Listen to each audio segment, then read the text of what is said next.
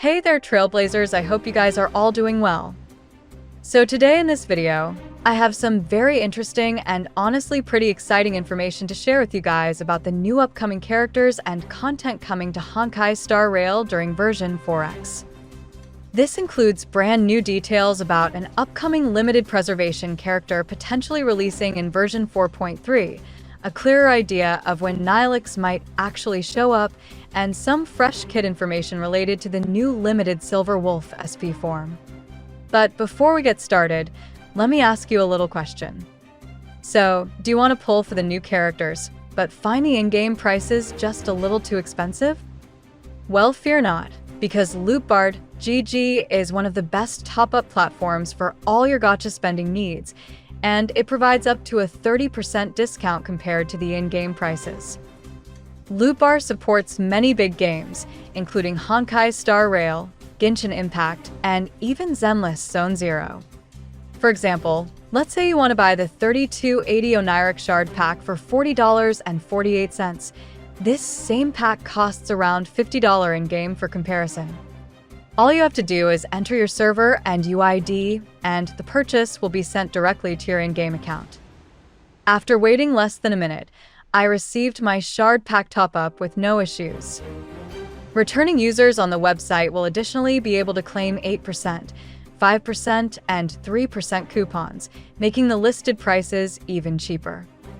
On top of this, Lootbar also has pretty good reviews, with a total score of 4.9 out of 5 stars on Trustpilot and nearly 40,000 positive reviews. Just click on my link in the description or pinned comment to sign up and get an additional 10% off today on top of all existing discounts. So, with the sponsor out of the way, let's get straight into the info.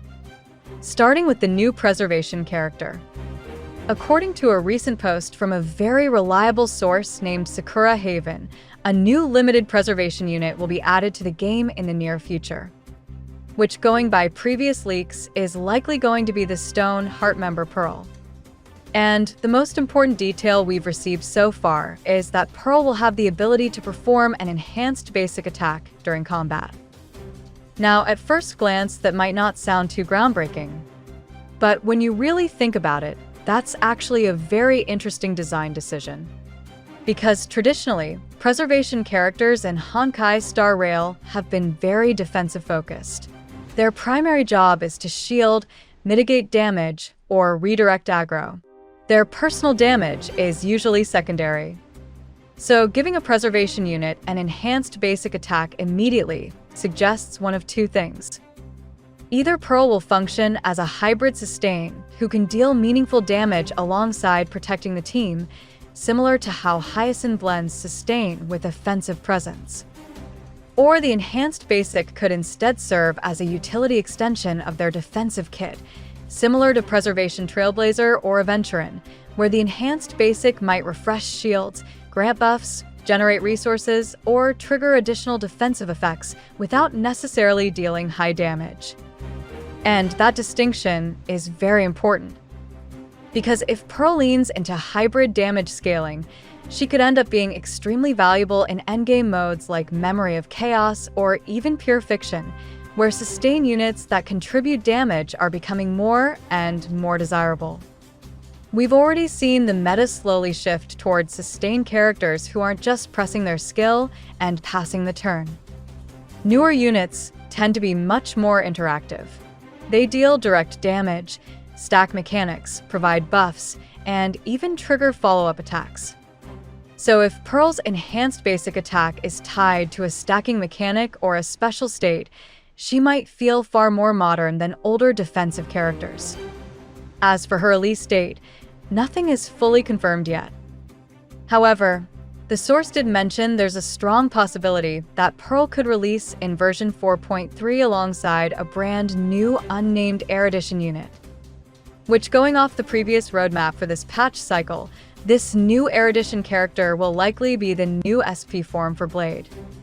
Which is a very interesting pairing, because that would mean that patch 4.3 will potentially introduce both a new AoE-focused DPS and aggressive or hybrid sustain option in the same patch cycle. and that could make pull planning extremely difficult. If you lack a premium sustain unit, you might feel pressured to pull for Pearl. But if the Blade SP turns out to be top tier for pure fiction or multi-target content, that banner could be just as tempting.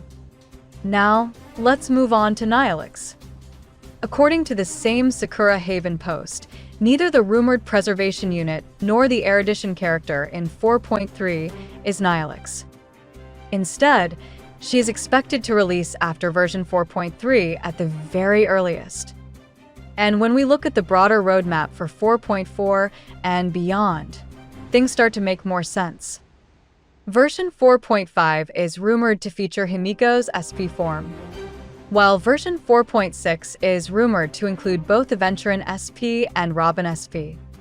So realistically, that pushes Nihilux further toward the tail end of the 4X patch cycle, potentially during version 4.6, 4.7, or even 4.8. Which is actually good news for free-to-play and low-spending players. Because if Nihilux is your priority, you likely have several patches worth of Stellar Jades to save up. That gives you time to skip certain banners, evaluate power levels, and make smarter decisions instead of panic pulling. Now, let's move on to our final and arguably most impactful topic, which is of course the new gameplay info that we have received related to the new upcoming SP form for Silverwolf. So we've known for a while that SP Silverwolf would likely be an Elation Path unit. But a new post from another reliable source has given us more detailed insight into how her kit may function. And it looks significantly more aggressive compared to her original Nihility form.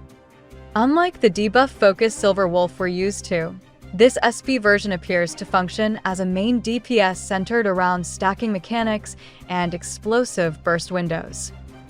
According to this post, her ultimate does not use traditional energy.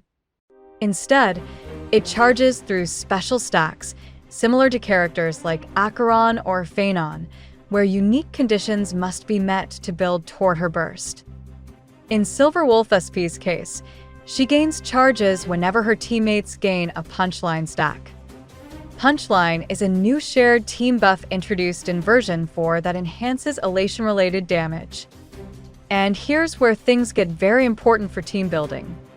Currently, the only units that can consistently generate additional punchline stacks are Yao Guang and Sparksy. Which means if Silverwolf relies heavily on teammates gaining punchline stacks to charge her ultimate, then her performance could be directly tied to having those characters. Unless, of course, her own kit generates a sufficient amount of punchline stacks independently, which we still don't know. But if she does depend heavily on external generation, then pulling her without Yao Guang or Sparksy could result in inconsistent ultimate uptime and lower overall damage output. And that creates a very tricky pull planning situation.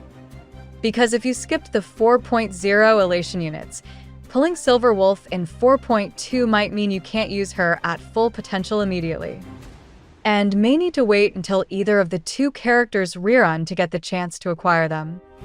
And if the stage buffs during 4.2 heavily favor punchline mechanics, she might feel strong initially, but once those buffs rotate out, her performance could drop without proper team support. So from a meta perspective, Silverwolf SP might be incredibly strong, but also potentially team-reliant. And version 4 as a whole is starting to look like a major shift in how teams are constructed. We're seeing more synergy-dependent archetypes, such as more shared mechanics, more resource-based ultimates, and less generic plug-and-play design. Which makes the game more complex, but also more punishing if you don't have the right units. Of course, as always, numbers can change, multipliers can be adjusted, mechanics can be reworked before release, so please don't take any of this info as final. But even if only half of this information turns out to be accurate, version 4X is shaping up to be one of the most impactful cycles for Honkai Star Rail so far. So that's pretty much all of the current information that I have for this video. If you found this helpful, feel free to leave a like. And don't forget to subscribe to my channel in order to stay up to date with all the latest HSR news, banner updates, and in-depth analysis. That's it for now, so I'll be seeing you guys in the next video.